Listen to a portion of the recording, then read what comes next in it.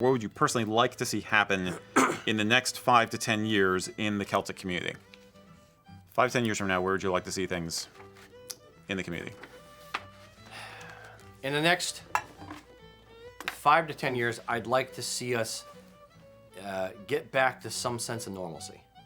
The coronavirus, COVID-19, kind of kicked everybody straight in the gut, and especially the any outdoor events, all the Highland games, all that kind of stuff. Traditional kilt vendors over in Scotland, Irish stores, Scottish stores in the US, everyone has been set back years in what's going on. So I would love to see a return at some point to a sense of normalcy, to people being able to go into stores, people being able to, travel to Scotland again, people being able to experience their heritage, people being able to go to the Highland Games and get that back on track, and to be able to support the culture in general. So I don't have a huge forward-looking thing. I have a backwards and then forward-looking thing. If I'm going to look forward at all, I'd say getting more younger people involved in it. There was a article in the newspaper. Robin Elliott owns a mill.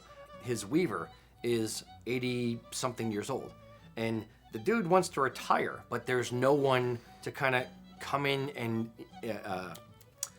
intern with them or fill the void or learn what he wants to pass down.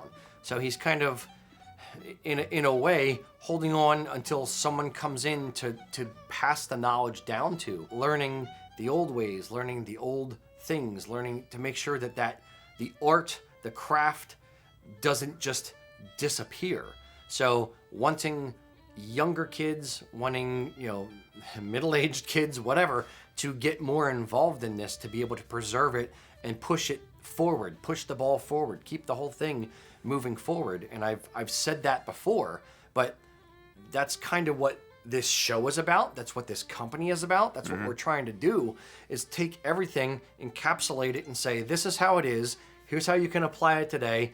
Get interested, move it forward, make it your own, and continue with all this.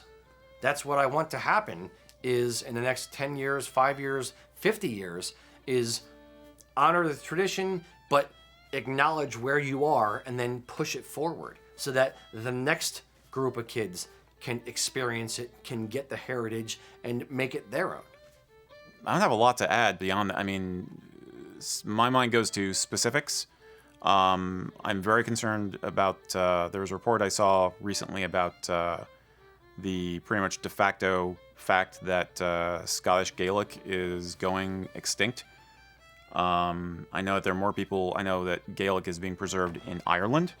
I'd like to see a groundswell. I'd like to see another Braveheart effect, where basically, we've had this fad with, I'm not complaining about this, but we've had a fad about Nordic culture the past few years, Viking culture. I obviously don't have a problem with that, but I'd like to see some kind of a popular groundswell which would capture the national or international imagination, so that people would be willing to invest in the businesses, but invest in education. I'd like to see more.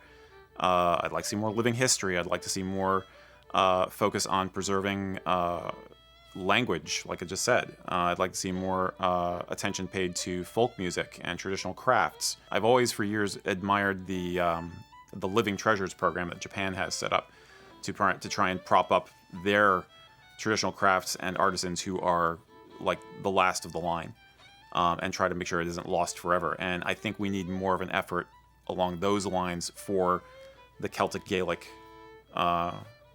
community. It's because it's if you're going to wear a kilt, that's great, but it'd be awesome to have the entire gestalt of what all this means be more conscious, because every kid, next generation, they're going to be inspired by something different. Every person is a little bit different. I'd like them to have the options. I'd like them to know how you bake the food, how you make the haggis, how you speak the language. I keep coming back to the language and the music, because that's the thing that concerns me the most. Would you go so far as to say that it should be mandatory for kids to learn Gaelic, Scots Gaelic, in schools? Just like they learn English, just like they take another foreign language. Is Gaelic mandatory in Irish schools? Or is it, I have is no it idea. optional? I suspect it's optional. I'm saying it's probably more. It's more. Well, I don't know. I don't know either way. So Okay. take that. Okay.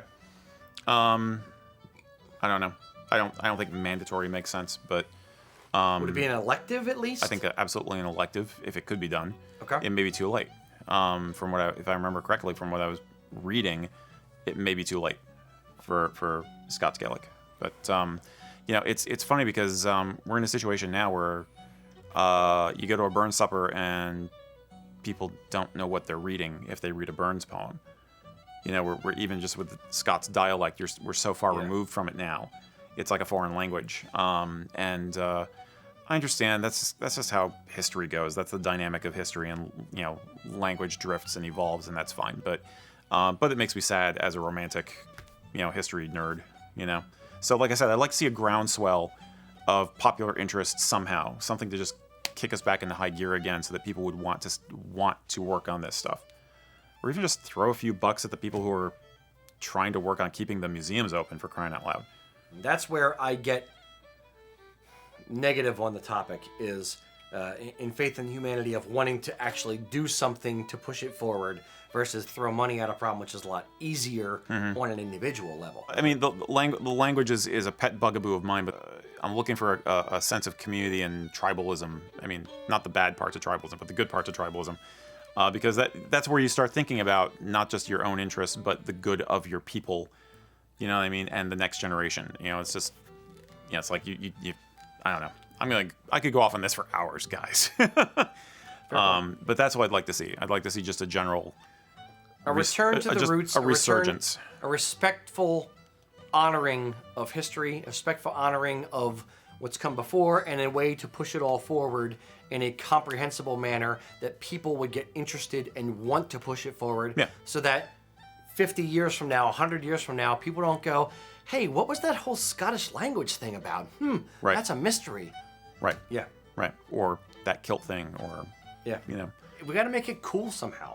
You have to entice people. There's got to be a personal reason why people want to come at it and feel passionate about it to be able to push it forward. So my marketing brain is an overdrive right now, trying to think of ways to make people want to do it versus forcing them to do it. It's forcing people to do something, it won't work. Making them want to do it will work. Yeah. I think it begins at home.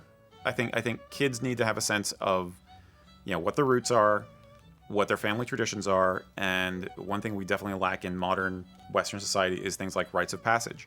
And if you look at the history of these cultures we're talking about, it's there. You can find it, you can rebuild it if you want to. Again, I'm coming from a heathen perspective, but it's so I think that's where it comes down to, is I want more education, and fun. I mean, that's the thing, is people realizing this stuff is cool.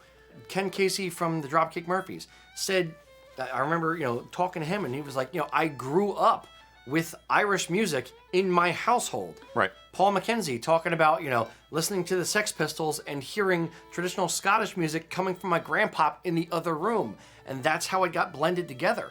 It's knowing that it starts in the home. It starts with what you're experienced and what you're exposed to as a kid. Right. And just kind of making it part of the gestalt, and then making you go, I remember when I was a kid, my grandpa used to play that. And you start listening to it and go, oh, that's why. It kind of does something to you. Yep. So, and then it imbues it, it makes it hold on and pushes it into the current culture, and then that's how it gets pushed to the future culture. Right. Like, how many times do you listen to, a Rolling Stone or whatever interview with, who was your influence? You're talking to a famous band, and who were your influences as a band, as a youth? What did you used to listen to? Then you talk about old bands, and then you look at the old bands and who they were influenced by. So Right. you understand the progression of it and how it moved forward. That's what we need to do with this. You listen to the old heads, how it was, the history of it, you interpret it for yourself, and then you push it forward, and then those kids will look at you, and then they'll look at who influenced you. That's how it happens.